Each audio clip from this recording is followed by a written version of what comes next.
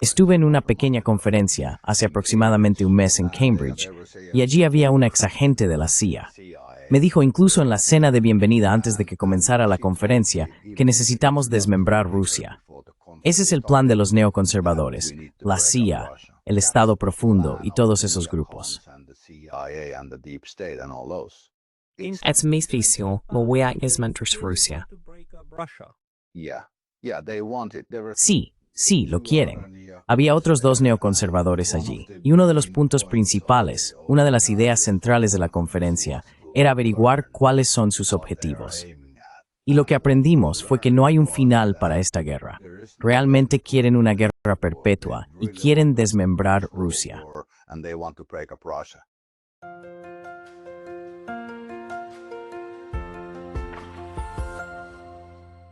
Hello everybody. This is Pascal. Hola a todos, soy Pascal de Neutrality Studies. Hoy vuelvo a hablar con Tuomas Malinen, profesor asociado de Economía en la Universidad de Helsinki y director general y economista jefe de GNS Economics, una consultora de macroeconomía. Tuomas, bienvenido de nuevo. Tuomas, welcome back. Gracias. Es un placer estar aquí de nuevo. Glad having you because you are... Me alegra tenerte aquí, porque te encuentras en uno de los epicentros de la locura en este momento, en Helsinki, en Finlandia. Y realmente creo que ahora vamos a ver mucho más protagonismo de los estados nórdicos, especialmente de Finlandia, ya que esta guerra en y sobre Ucrania parece estar tomando nuevos caminos. Hemos visto la cumbre de Alaska, de Anchorage.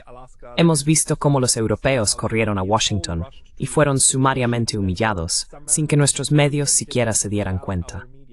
Y hemos visto al señor Stubb, Alexander Stubb, tu presidente, también participando en esa reunión. Perdón, tu presidente también participando en esa reunión. Sí, claro, porque el presidente tiene una función en política exterior en Finlandia.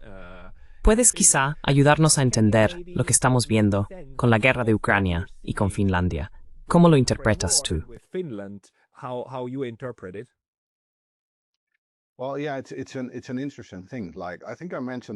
Bueno, sí es algo interesante. Creo que ya lo mencioné antes, hace como un año o algo así, cuando hablamos que uno de los primeros actos del presidente Stubb fue firmar un tratado de defensa con Ucrania.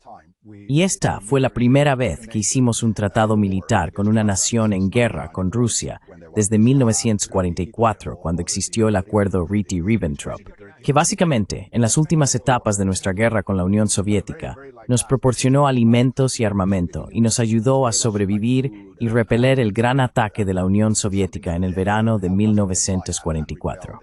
Pero fue lo más loco.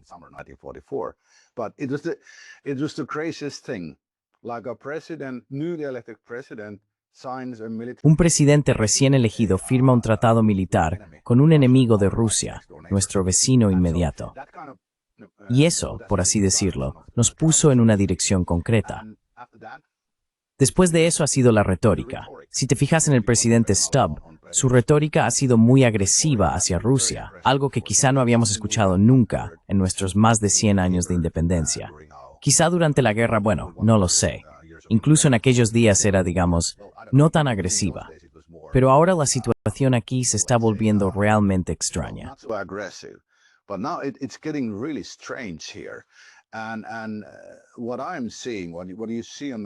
Y lo que estoy viendo, lo que ves sobre el terreno cuando conduces por Finlandia, y especialmente en el este, son indicios de preparación para algo. A nivel militar, ves aviones, ves edificios en construcción, aeródromos que se están ampliando para que puedan aterrizar aviones más pesados. Y hay más cosas, así que es difícil decir cuál es la posición de Finlandia respecto a Ucrania en este momento. Pero pienso que está ocurriendo algo realmente grave en los países nórdicos. En el peor de los casos, esto podría ser una preparación para la apertura de otro frente contra Rusia. Ese sería el peor de los escenarios.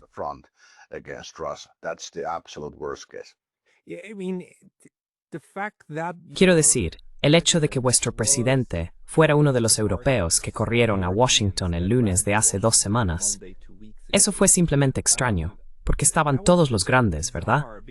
Incluido el secretario general de la OTAN, incluida Ursula von der Leyen de la UE, y luego los alemanes, los franceses, los italianos y Zelensky, por supuesto. Y luego estaba Stubb, y hasta sintió la necesidad de explicarlo, ¿verdad? Cuando el director le cedió la palabra, como el señor Trump, por el verdadero presidente de Europa, dijo, cuando le tocó hablar, realmente dijo, quizá la gente se pregunte, ¿por qué alguien de la pequeña Finlandia como yo está aquí? Y dijo, mirad, nosotros tenemos nuestra propia experiencia de llegar a un acuerdo con los rusos en el 44, cuando básicamente también se perdió la guerra de continuación, y los finlandeses tuvieron que aceptar una paz dictada, como la llaman los europeos.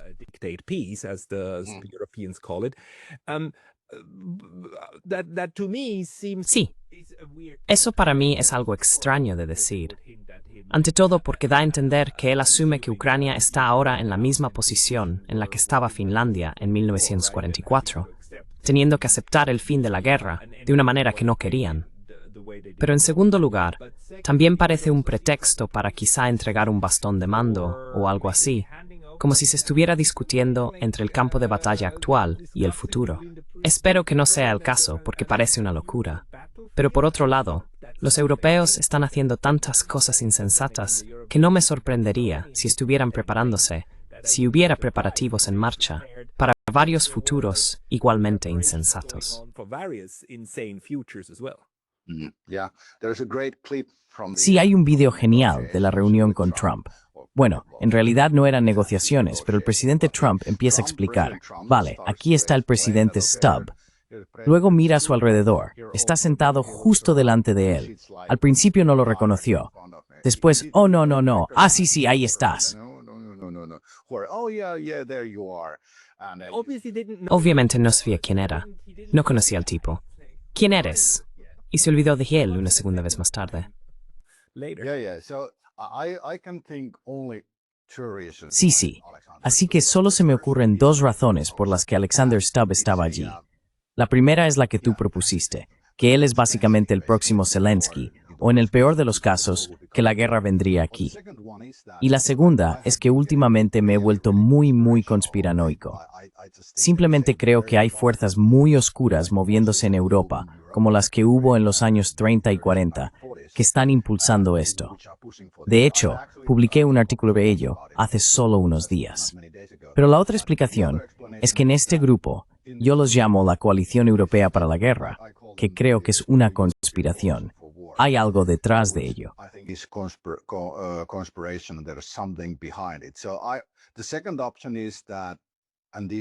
Así que la segunda opción es que, y esto está interrelacionado, pero la segunda opción es que Stubb se ha convertido en una especie de figura principal en esta conspiración, de acuerdo con no sé quién. Pero esa es la otra explicación. Hay muchos rumores, por ejemplo, de que el rey Carlos forma parte de esto, o es algún tipo de líder en esta conspiración global. No puedo decir nada al respecto. Pero si especulas, solo hay unas pocas razones por las que Alexander Stubb estaba en la Casa Blanca, y el presidente Trump ni siquiera sabía quién era. Así que creo que solo tenemos estas dos. La primera es la tuya, como dijiste, que es una preparación, una entrega del testigo. O bien es algún tipo de figura principal en esta coalición europea para la guerra, que quiere otra guerra europea.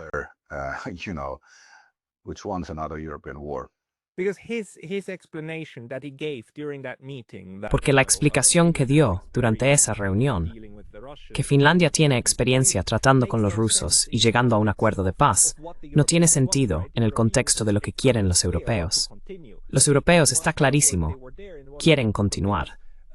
Estaban en Washington para convencer a Trump de que no cediera ante ningún tipo de, quizá, conversaciones a puerta cerrada con Vladimir Putin en Anchorage, ¿verdad?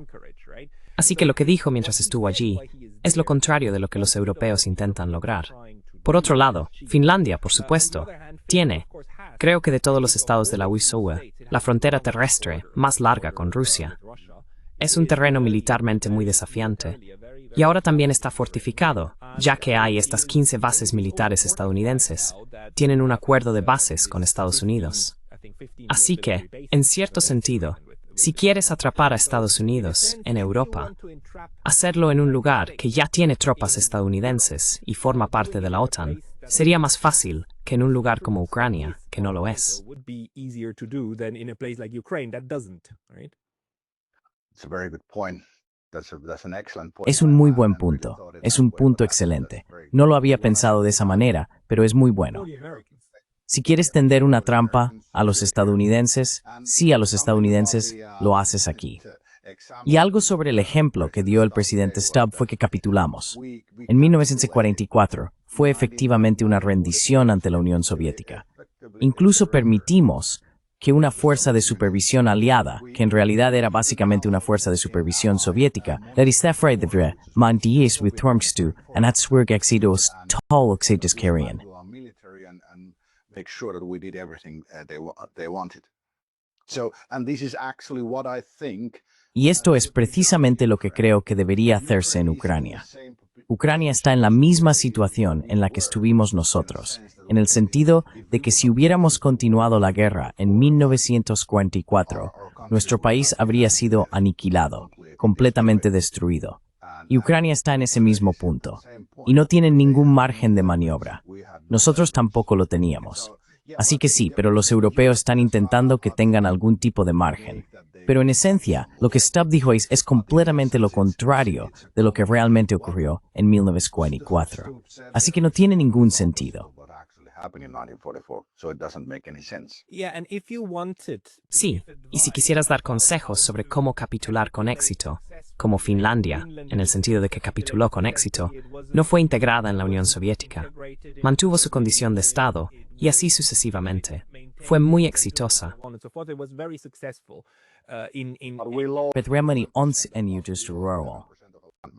True, but that's again where Ukraine Cierto, cierto.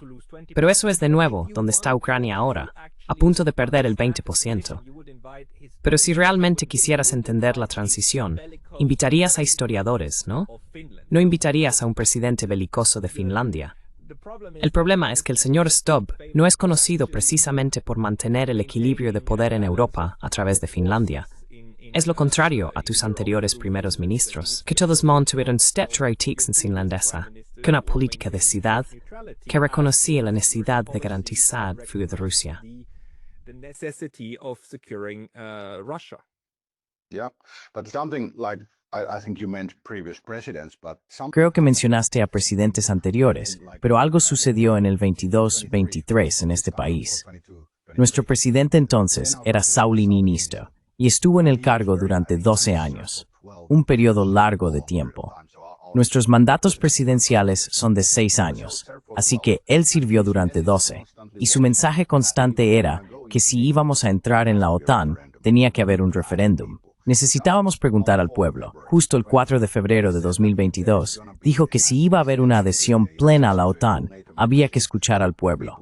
Y 3 meses después, dijo que estas encuestas eran suficientes. Algo sucedió justo después de que comenzara la guerra en Ucrania, que cambió el estatus de Finlandia. Y Finlandia accedió a la membresía plena el 4 de abril de 2023. El 4 de abril de 1949, fecha de su fall el primer think del Atlántico Norte. Esto no es una casualidad. North Atlantic Treaty.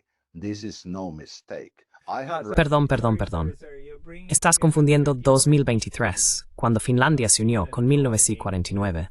1949. The original 1949, el Tratado Original de la Alianza del Atlántico Norte, se firmó el 4 de abril de 1949, y nosotros accedimos como miembro de pleno derecho de la OTAN el 4 de abril de 2023. No es una coincidencia. Creo que estas cosas no suceden al azar en la política de poder global.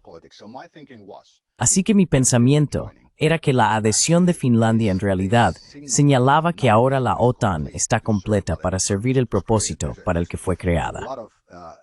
Hay muchas pruebas de que la OTAN se creó realmente como una continuación de la guerra de los nazis contra Rusia, o algo por el estilo. Hay muchas pequeñas piezas de evidencia circunstancial que insinúan que el papel reservado para Finlandia a continuación no es agradable. I remember the words of Urho Kekkonen. Recuerdo las palabras de Urho Kekkonen, vuestro presidente de largo mandato durante la Guerra Fría, que defendió continuamente la política de neutralidad de Finlandia, la cual, por supuesto, en Occidente se denominaba de forma muy peyorativa finlandización. Pero él seguía insistiendo en que ser neutral significa ser independiente y que implica mantener constantemente un equilibrio entre diferentes fuerzas. Y todo eso parece haber desaparecido. Y obviamente, hay mucha gente dentro y fuera de Finlandia, en las redes transatlánticas, que quiere la integración, ¿verdad?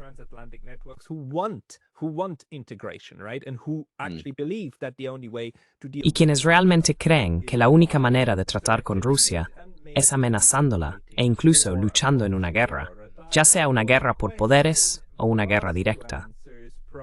La pregunta que debemos responder probablemente sea, ¿cuál es la estrategia a nivel finlandés y a nivel de la OTAN? Porque lo que hemos aprendido a través de la guerra en Ucrania es que sí, la OTAN, el sector belicista de Estados Unidos y la OTAN, quieren librar una guerra por poderes, pero no quieren luchar una guerra directa, ¿verdad? Si quisieran librar una guerra de la OTAN, todo lo que tendrían que hacer sería que la OTAN dijera, sí, vamos a enviar tropas, ¿verdad? Empezaría así. Pero vimos cómo la OTAN evitó constantemente esta última conclusión lógica. Y ahora Finlandia es miembro de la OTAN. Así que si realmente provocas algo a través de Finlandia, entonces estarías dentro de lo que la OTAN ha dicho claramente.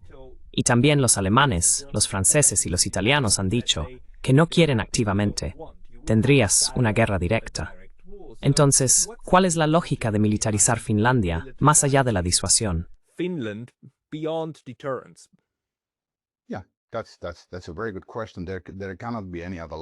Esa es una muy buena pregunta. No puede haber otra lógica que la preparación para la guerra.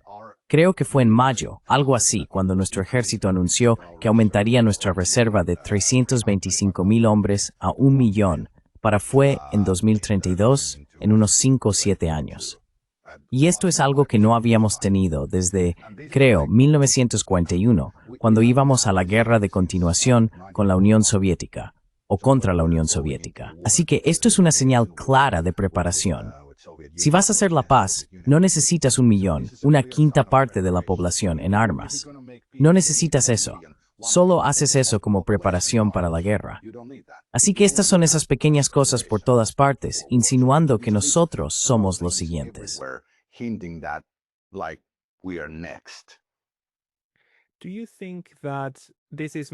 ¿Crees que esto quizás sea también simplemente un mensaje para Rusia? Quiero decir, a menudo menospreciamos las capacidades intelectuales de nuestros líderes europeos porque pensamos que son unos completos idiotas. Pero quizá en realidad jueguen a un juego más matizado y llevar a Stubb a Washington, siendo el europeo, diciendo, mira Rusia, si no aceptas nuestras condiciones, entonces tenemos un nuevo escenario para ti. ¿Te parece esto plausible?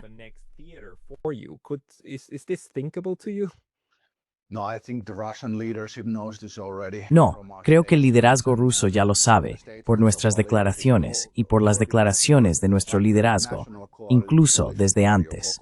El Partido de la Coalición Nacional, o Kokoomus, ha sido, digamos, rusófobo durante mucho tiempo.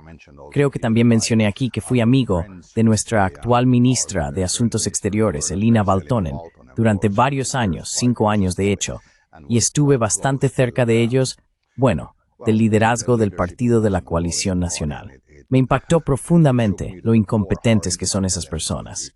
Y sé casi con certeza que el presidente Alexander Stubb es un narcisista, por amigos míos que han trabajado bajo su mando.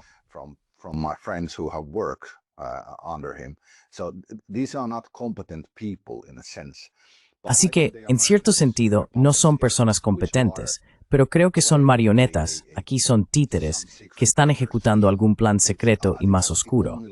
Creo que esa es la única explicación lógica para todo esto. La estupidez no lo explica. Esto es pura maldad, en cierto sentido. Bueno, no pura maldad, pero maldad al fin y al cabo, creo yo. Estuve en una pequeña conferencia hace aproximadamente un mes en Cambridge y allí había un exagente de la CIA. Me dijo, incluso en la cena de bienvenida antes de que empezara la conferencia, que tenemos que desmembrar Rusia. Y lo repitió.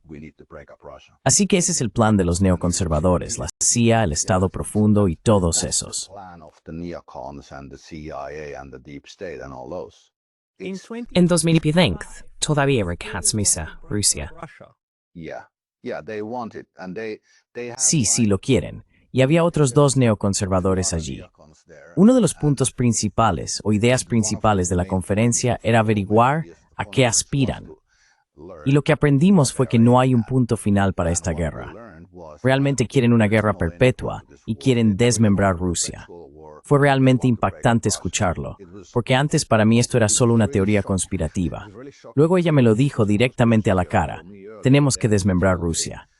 Yo pensé, vale, entonces esto es cierto. Esto es lo que buscan. Y no sé exactamente quiénes son los implicados aquí, pero todos los títeres que estaban en la Casa Blanca, y no me refiero al presidente Trump, alguien les está diciendo lo que tienen que hacer. Esto es algún tipo de trama, algún tipo de plan. Es la única explicación lógica que encuentro.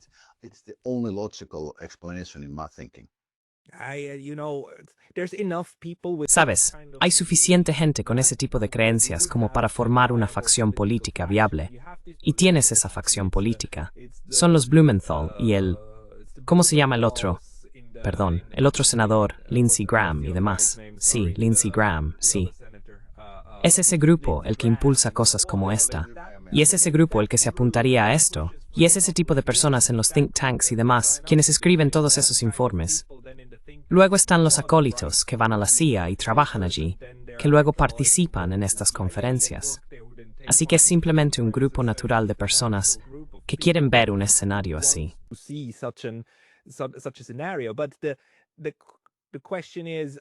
Pero la pregunta es, ¿siguen siendo lo suficientemente poderosos? Y yo diría que desde un punto de vista estratégico general, Estados Unidos ya no es lo bastante fuerte como para impulsar eso. Han perdido ese juego en Ucrania. Así que lo fascinante es que todavía hay personas que creen en eso y que quieren luchar por ello.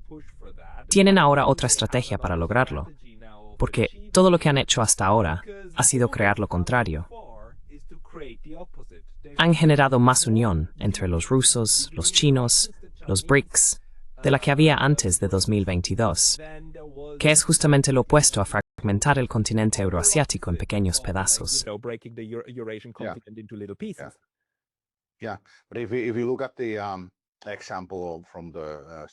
Si miras el ejemplo de la Segunda Guerra Mundial, necesitas dos bloques para que se produzca una gran guerra. En un sentido conspirativo, esto podría ser algo que alguien está buscando, que existan estos grandes bloques. Pero si no consideras eso, entonces tu explicación es perfecta. No tiene ningún sentido crear esta división.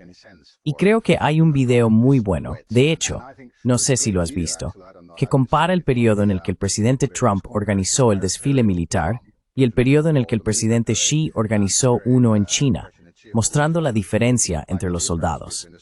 Y bueno, mi familia es del este. De hecho, la familia de mi madre está muy cerca de la frontera, prácticamente al lado de la tierra de nadie.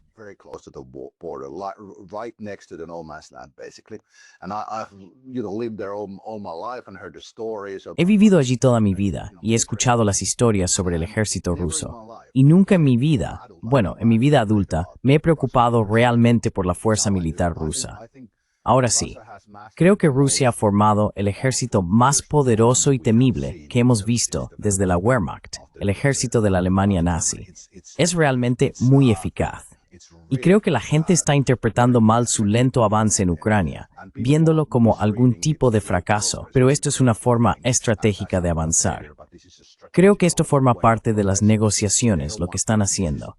Pero como finlandés que ha vivido justo al lado de Rusia, ahora sí me preocupa la fuerza militar rusa, cosa que antes no me ocurría.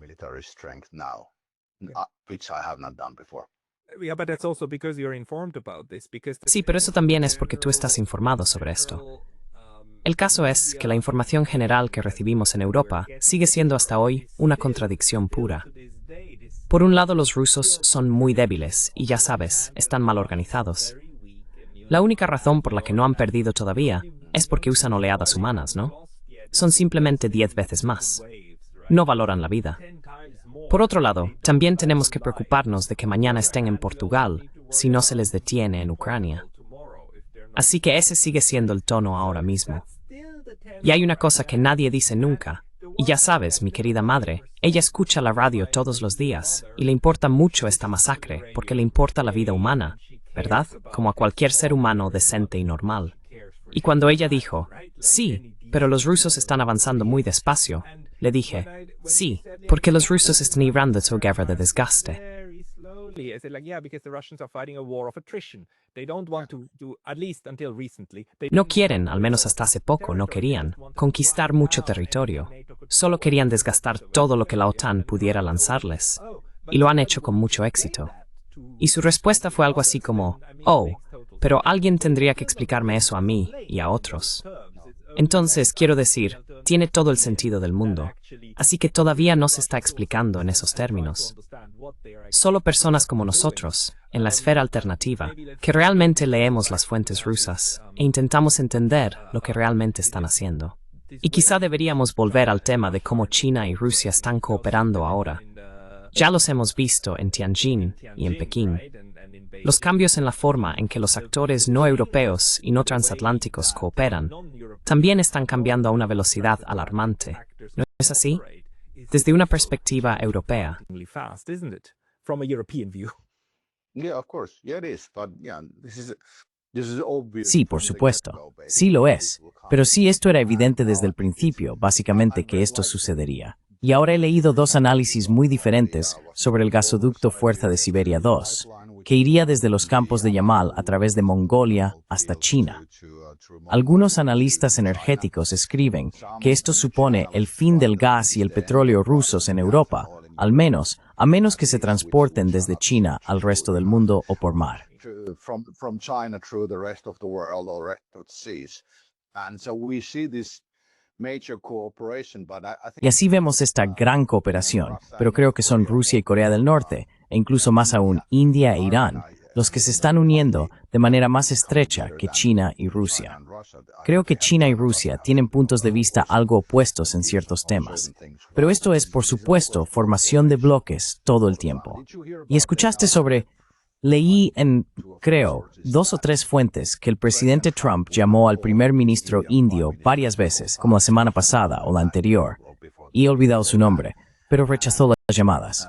Sí, rechazó las llamadas. Sí. Sabes, esto es algo serio. Es simplemente que el presidente de Estados Unidos llama y no respondes. Eso es un desaire por parte de una nación en desarrollo, de un primer ministro. Y luego es simplemente que el orden mundial realmente está tambaleándose bajo nuestros pies. And he basically, Trump just blew up. Y básicamente, ya sabes, Trump simplemente hizo saltar por los aires toda la política exterior de los últimos 10 o 15 años con la India, porque por supuesto, estaban intentando instrumentalizar a la India para usarla contra China en el Pacífico. Por eso, toda la región pasó a llamarse Indo-Pacífico.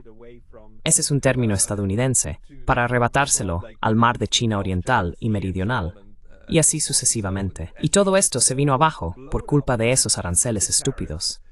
Es realmente fascinante. Y ya sabes, toda esta estrategia en el Pacífico, que se había construido para el Pacífico y para China, ahora está siendo sacrificada en el altar, de nuevo, en el altar de Ucrania, para intentar de alguna manera presionar a Rusia, cosa que los indios ya no aceptaron más. También dice mucho sobre la nueva autopercepción de la India y el sur global. Of India and the global south. It does. It changes a lot because India understand and Sí, lo hace.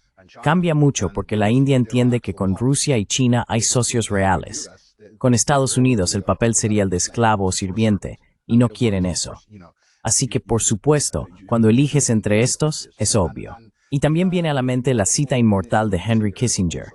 Es peligroso ser enemigo de Estados Unidos, pero es mortal ser su amigo, así que eso también entra en juego. Y lo más triste aquí es que ahora Trump está perdiendo esto porque no quiere o no puede, por alguna razón, hacer las dos cosas que deben suceder en Ucrania para lograr la paz. Primero, deshacerse de Zelensky y elegir a un candidato prorruso. Segundo, anunciar a los líderes de Azov y a quien sea, las facciones fascistas, el profesor, que estuvo en tu entrevista, el profesor. ¿Te refieres a Nikolai Petro? Sí, como lo que él dijo, que las facciones fascistas tienen el poder. Entonces, notificas, la CIA les notifica, que si empiezan algún problema en Ucrania después de que ocurra la transición de poder, todos los líderes serán eliminados. Así que, compórtense o van a perder el territorio. Así que, cambien a Zelensky, controlen a las facciones fascistas amenazándolas básicamente con ataques de decapitación, y creo que tendrías paz en Ucrania en aproximadamente un mes. Acabo de leer una cita cuando llegué aquí, que el plan del presidente Trump es poner a los líderes principales en la misma sala y hacer que lleguen a un acuerdo. Pero eso no sucede si la otra persona, Zelensky, en este caso, tiene miedo mortal. Si hace algo como, vale, me rindo, te lo entrego, probablemente lo asesinen. Así que hay que sacarlo de la presidencia.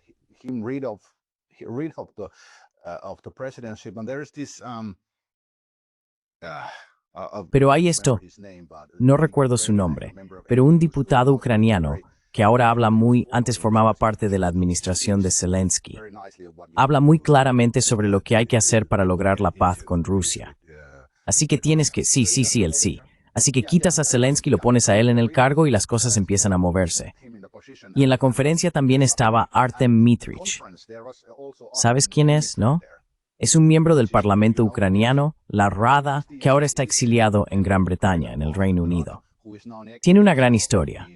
Lamentablemente no habla inglés, pero creo que si puedes conseguir un traductor, es alguien a quien deberías entrevistar. Lo que él dijo era una conferencia muy pequeña, solo éramos 10 personas allí. Y lo que dijo sobre Ucrania fue básicamente la confirmación de todas y cada una de las teorías de la conspiración que tenemos.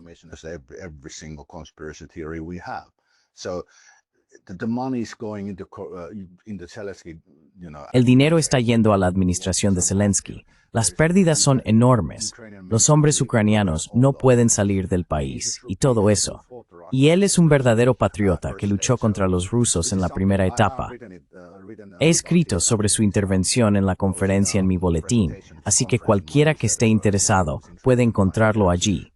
Pero tienes a estas personas realmente pro-Ucrania que podrían lograr la paz, pero mientras el presidente Trump no esté dispuesto a hacer lo que tiene que hacer para cambiar a Zelensky, la paz no llegará. Y no le entiendo. ¿Por qué no lo hace? Es sencillo. Solo tienes que llamarle y decirle, ya sabes, Volodymyr, tienes que irte, vete a Miami, a tus villas, tienes que marcharte.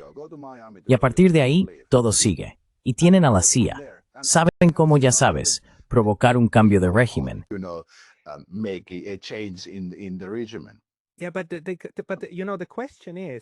Sí, pero la pregunta es, ¿tiene suficiente poder Donald Trump? Quiero decir, nominalmente, es el presidente, por supuesto, y por supuesto nombra a su propia gente. Pero si el Estado profundo que todavía está ahí le seguiría, si la CIA que necesitas que siga le seguiría, o si usarían todo el presupuesto oculto que tienen y que nadie puede auditar, o si ya sabes, el Pentágono, que nunca ha pasado una auditoría, si su dinero realmente se canalizaría de una manera que siguiera eso, es una cuestión completamente diferente.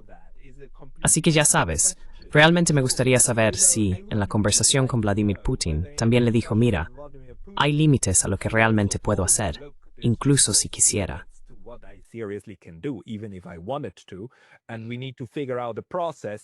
Y necesitamos averiguar el proceso para poder sortear a mi propio partido belicista. Y por cierto, sabemos que también en Rusia hay personas que querrían emplear mucha más fuerza militar y que Vladimir Putin está gestionando constantemente a esas personas, ¿verdad? Pero no estoy seguro. No estoy seguro de que él pudiera, porque la CIA ha estado causando estragos en Ucrania con o sin el consentimiento de la administración, hasta donde yo sé. Quizá todo sea, como dice Brian Berletic. No, todo forma parte del plan. Quieren que parezca así, pero en realidad es parte del plan, y no lo sabemos.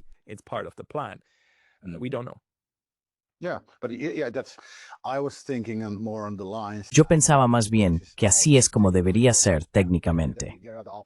Hay otras opciones. Tengo una teoría desde la reunión en Anchorage de que el presidente Putin y el presidente Trump tienen un acuerdo. era en dos partes. Primero, creo que el presidente Putin dejó claras las reglas del juego, por así decirlo, sus planes, sus amenazas y lo que están dispuestos a hacer si no se encuentra la paz en Ucrania. Y una cosa que debemos recordar sobre el presidente Putin es que es un líder mediocre. Quiero decir, bueno, creo que es un buen líder, pero está entre los liberalistas y los sectores duros rusos. Sí, es un centrista, esa es la palabra. Un líder centrista, pero no puede mantener la presión de los sectores más duros para siempre, especialmente cuando los ataques ucranianos en Rusia se están volviendo cada vez más dolorosos. Y ellos tienen un plan para capitular, para hacer que Ucrania se arrodille por completo. Lo tienen, por supuesto que lo tienen. Rusia ha librado muchas guerras. Y creo que después de la reunión de Anchorage, lo primero que ocurrió, bueno, hay varios relatos que dicen que el presidente Trump y su séquito salieron de la reunión pálidos y conmocionados. Así que creo que, ya sabes, fue como si Putin les hubiera dicho lo que iba a suceder. Y Trump probablemente dijo, vale, intentemos primero de esta manera. Intentaré hacer la paz mediante la negociación. Si eso falla,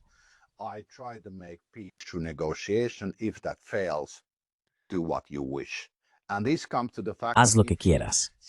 Y esto se reduce al hecho de que, si él ve que no puede superar al Estado profundo y al complejo militar industrial en Estados Unidos, que sean los rusos quienes lo hagan en Ucrania. Y creo que ya hemos visto las primeras etapas de esto. El riesgo de eso es, por supuesto, que haya tropas europeas sobre el terreno y todo lo que ello implica. Pero no creo que tengamos muchas opciones. Creo que fue en abril o marzo cuando publiqué un video en YouTube, dirigiéndome primero al presidente Trump y luego al presidente Putin, y dije, si el presidente Trump no es capaz de encontrar un camino hacia la paz, presidente Putin debe presionar a Ucrania para que capitule y así salvar a Europa.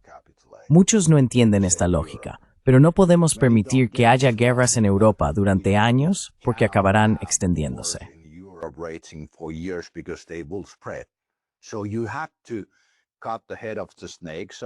Así que hay que cortar la cabeza de la serpiente, por así decirlo. Y justo esta mañana, también vi una encuesta que decía que el 81% de los ucranianos quiere que la guerra termine ya. Solo alrededor del 18% o algo así estaba a favor de continuarla. Y Zelensky no está haciendo nada. No está escuchando a su pueblo. Solo obedece a la coalición europea por la guerra y luego a las facciones fascistas o lo que sea. Pero hay que deshacerse de Zelensky. Incluso mis amigos que han sido pro-Ucrania durante mucho tiempo han empezado a decir que hay que deshacerse de Zelensky. Y son hombres en edad de luchar, no como yo, que ya, bueno, no estoy en mi mejor momento para luchar, pero es algo evidente en todas partes. Así que quizás sea simplemente que el presidente Trump ha dicho, no puede gestionarlo, que lo manejen los rusos. No lo sé.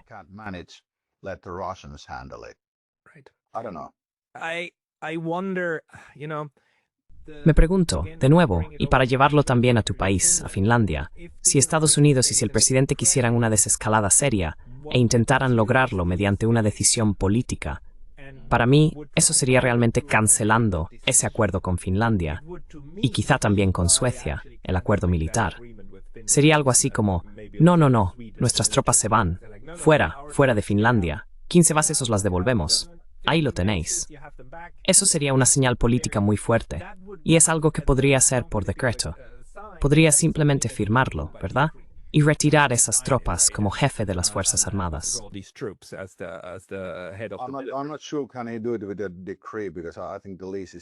No estoy seguro de que pueda hacerlo por decreto, porque creo que el contrato de arrendamiento es por 10 años, y no es tan fácil.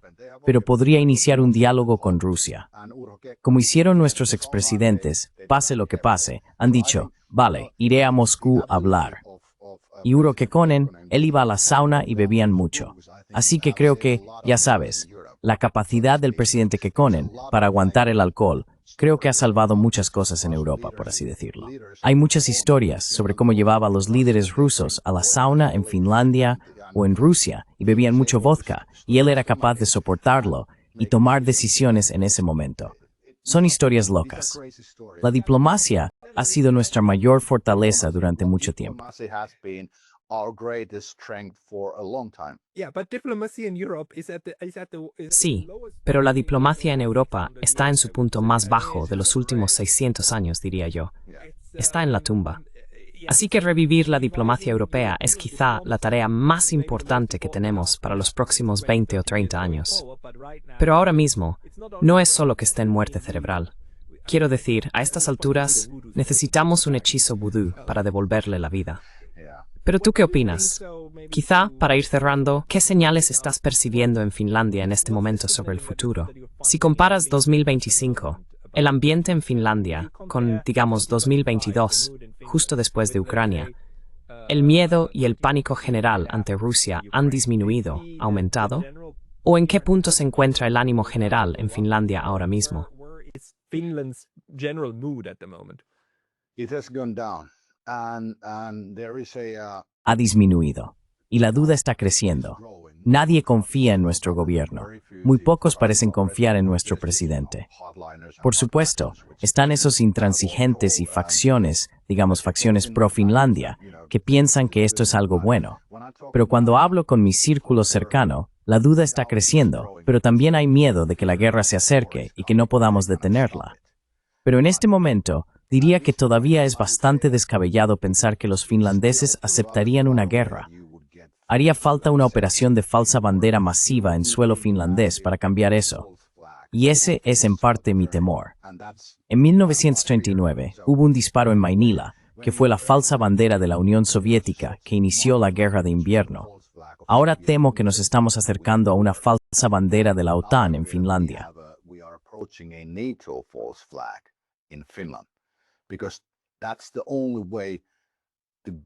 Porque esa es la única manera de hacer que los finlandeses luchen contra los rusos.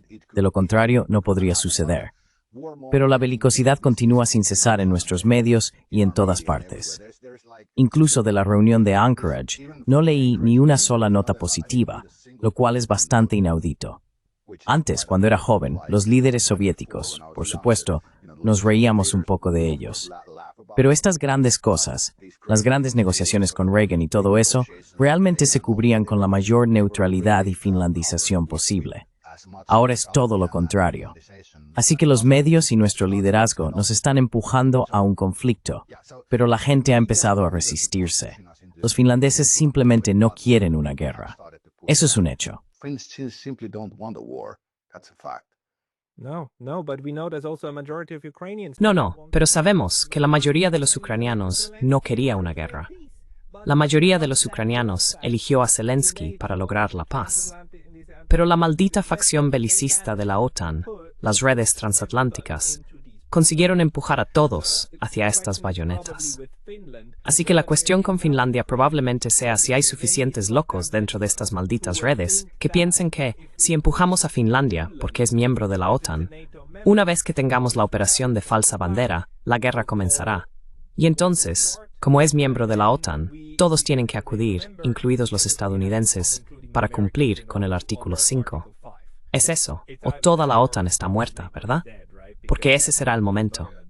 Si Estados Unidos no interviene en ese momento, entonces la OTAN está completamente muerta. Pero puede que quieran sacrificar a Finlandia en ese altar, del mismo modo que Ucrania fue un altar para el paso anterior. Quiero decir, es una idea horrible, pero no me sorprendería que hubiera estrategas en la OTAN que consideraran tales pensamientos.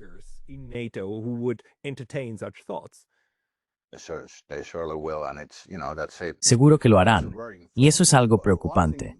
Se me ocurrió una cosa, no sé si lo has hecho, pero probablemente podrías hacer un reportaje sobre la historia de Japón, como unos pocos líderes militares los llevaron a una guerra que fue muy destructiva y que solo terminó con el uso de 2 bombas atómicas, bombas nucleares, sobre los japoneses. Así que ese sería un buen ejemplo, porque es lo que estamos viendo en todas partes, también en Finlandia y en la OTAN. Sabes, en el liderazgo estratégico, definitivamente están coqueteando con esta idea.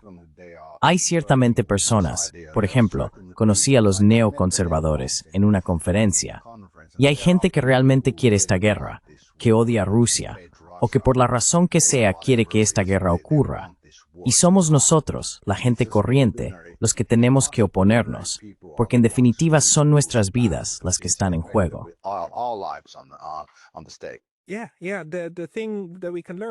Sí, sí. Lo que podemos aprender del caso japonés es cómo los militaristas pueden ser un grupo pequeño, pero aún así, arrastrar a todos a la tumba porque los necesitan a todos y no quieren luchar ellos mismos. Así que siguen haciéndolo. Y esto no es para justificar lo que hizo Japón. Es solo para decir que un proceso político fracturado puede en realidad ayudar a que estos bastardos ultraviolentos se salgan con la suya y arrastren a los demás. Porque eliminas las otras opciones asegurándote de que el otro bando también use armas, ¿verdad? Para defenderse, ¿qué es lo que hacen? Sí, perspectivas aterradoras. Pero quizá, ya para terminar, ¿crees que hay algo que no hayamos tratado todavía y que sea importante vigilar en los próximos meses? ¿En qué pones tú la atención?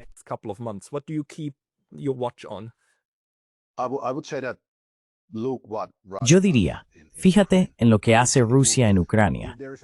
Si se ha puesto en marcha un plan para descabezar al liderazgo ucraniano, lo veremos. Lo veremos cuando empiece. Los mayores bombardeos aéreos que vimos hace una semana, creo que podrían ser un preludio de ello. Además, considera la posibilidad de que exista un acuerdo entre Putin y Trump y que Rusia vaya a iniciar el proceso de descabezamiento que, según cuentas rusas de Telegram o quienes especulan sobre estos temas, durará 60 días.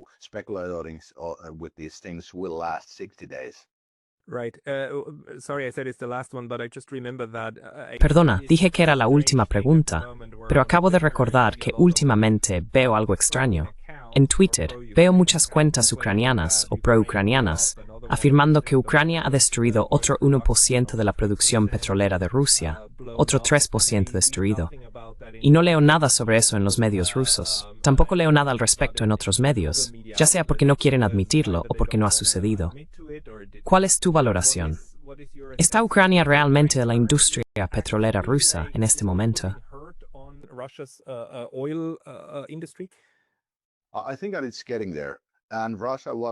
Creo que se está llegando a ese punto. Por lo que escucho, hay una censura militar bastante fuerte en Rusia. Cuando ocurren estos ataques, básicamente se corta el acceso a Internet durante una hora o algo así. Así que esto ya está sucediendo. Rusia se ha preparado para un conflicto militar serio. Pero por lo que oigo y leo, los ataques de las Fuerzas Armadas de Ucrania en Rusia están siendo cada vez más dolorosos y llegan cada vez más lejos. Así que creo que está ocurriendo. Pero tenemos que entender que Rusia está ahora bajo una fuerte censura militar de guerra.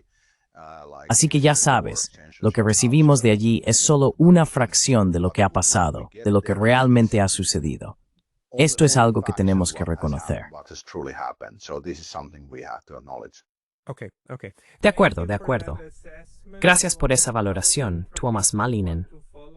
Para quienes quieran seguirte, deberían ir a tu Substack y encontrarte en Tweaks. ¿Hay algún otro lugar donde puedan encontrarte? Creo que esos son los principales. Tengo un pequeño canal de YouTube, pero realmente no tengo tiempo para grabar para él. Pero mi Substack, Tuomas Malinen, Geopol y la economía y GNS Economics, por supuesto es el otro. Así que también puedes encontrarlo en Substack. Los enlaces estarán en la descripción de abajo. Tuomas, muchísimas gracias por tu tiempo hoy.